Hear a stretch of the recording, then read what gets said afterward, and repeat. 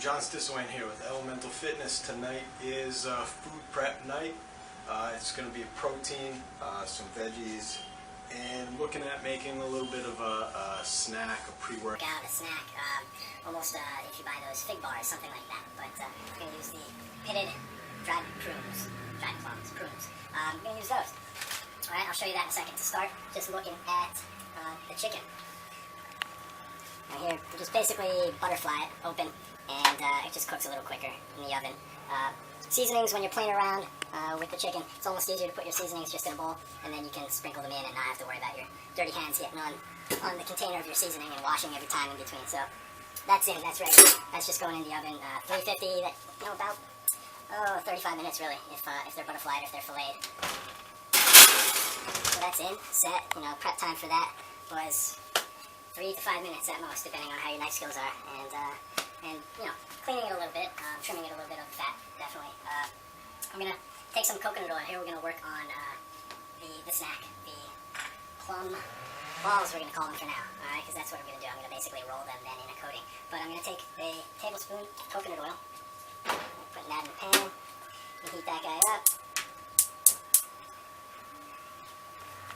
And just so you guys can see, under the pan I missed not quite a full tablespoon, so I'm gonna get a full tablespoon in there.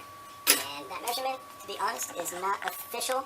This is the first time I'm making them, so you guys are going to see it, whether they are a success or a failure. I'll let you know, and I'll redo another video if they're not that good, really.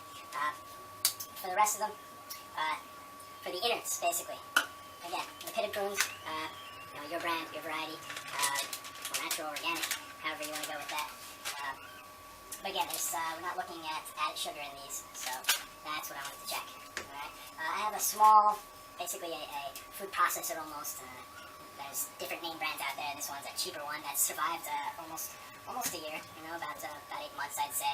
And so fill up a container, not too full, otherwise it struggles with them a bit to blend it all up, to mash them. You could just mash them yourself. Done a bunch already. And have them right here in the bowl. Scoop the rest of that out. And they're pretty dry. They're not too moist. I didn't add anything else in with them. Alright, so they're ready to go. Mashed up in the bowl there. I have some organic brown Rice Krispies, basically, Rice Crisps here. So, I'm going to just basically mash those a little bit. Alright, again, this is a mixture right now that I'm mashing that we're going to be rolling in. Now, definitely, could have did this beforehand.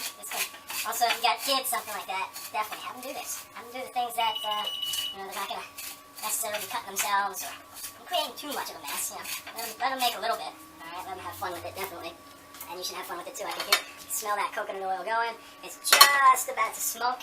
Alright, so I'm going to take, I got here about a half cup of steel cut oats. Alright, I'm going in the pan with those. Oil's just about smoking down here.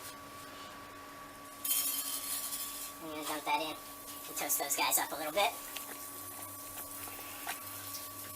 So while they're going, while that's going in the pan, while that's toasting, I've got some time. I'm going to show you what we're doing with the cauliflower that's already steamed. That's nice and soft. I'm going to go with basically a cauliflower mash potatoes. With that, I got the blender set up. These are steamed, they're drained. I usually even cut the stalks a little bit more just so they steam pretty evenly. Alright, we're going to go basically right in to the blender with those guys. And I usually mix it up when I make these cauliflower mashed potatoes. So this time, I'm going to go with a little almond milk, unsweetened almond milk. I'm going to look at just about a full cup there. As far as cauliflower, there's probably about 4 cups there. Actually, if I look at it, yeah, about 4 cups. Alright, make sure you stir those oats as you're trying to toast them. And I used about a half cup of the steel cut and about a tablespoon of the coconut oil. You'll probably go, from what I'm seeing right now, we'll figure it out at the end, but it might be a little too much oil, but it might not be either. It might help it stay together. Alright? You're with me on this. I fail on it. You fail too. There's no fail. It's going to taste good still. Alright, so the 4 cups cauliflower, about a cup of almond milk. I'm going to go with about a quarter cup. And here I'm using a low-fat ricotta. I'm going to put that guy in. And I'm going to use about a quarter cup of a non-fat Greek plain yogurt. Alright? We got that in. Again, kind of like to throw this together. I encourage you to as well, because when you do that, you'll just become more creative with what you're cooking. You'll be able to throw things together with whatever you have there. Now, I do like to put a little bit of grated parm in there too. Just a little bit, and you know what, well, I'm going to blend it anyway, so pepper, salt, some dried spices. I'll usually use just a little bit of a steak mix almost, because it's got the spices that I want in it in one shot. So that's there. We're going to look at blending that guy up. Well, that's blending. You know, again, we're going to keep tossing those steel cut oats so they're not burning.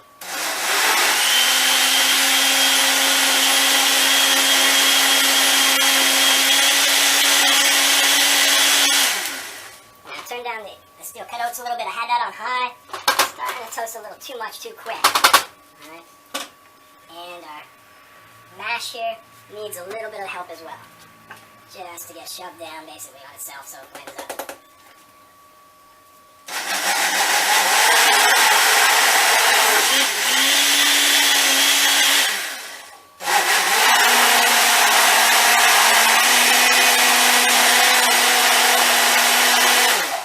Now, if you make it a little too runny, that's alright. It's going to thicken up a little bit more as well. But, you know, feel free to add a little bit of flour and something like that. Or you can, you know, microwave, you know, a small potato or a piece of potato or something like that to add in to help thicken it up as well. But if you're unsure about your measurements, start small and then add to it. You can't, obviously I can't take the on and off back out, but it's actually come out pretty good, That'll thicken up though as well. Alright. That's good. Going over to our oats. These guys are toasting up on there. They're about ready to go. You might even see some of the smoke in the camera, but we don't really have, we're not really burnt here, so it's just a little bit of the oil. Heat's going off. Coming back over. Move you out of the way. And that's going right on with those brown rice crisps there. That's it. And I'm just going to basically mix that up. That's a little hot, so be careful. Be careful. Let's see, I'm going to take a step back so get you guys in a little closer.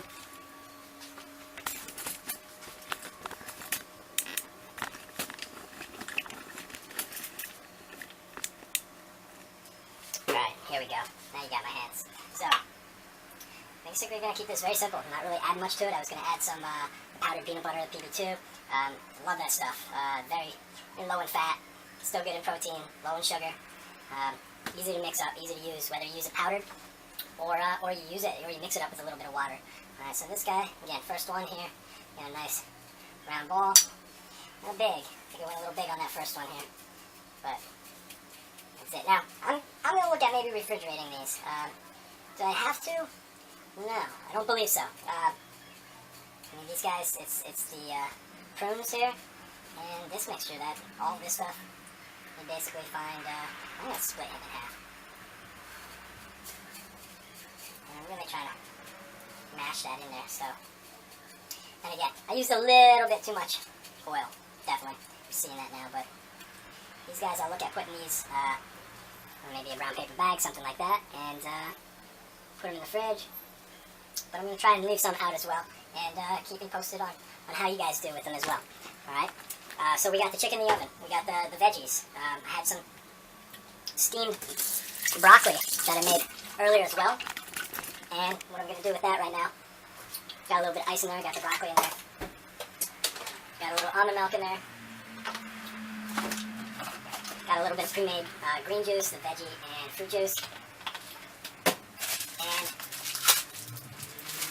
some frozen mixed berries to go in there with it. Alright, and I have not tasted the broccoli anytime I've made this, and this has been a favorite mixture of mine so far.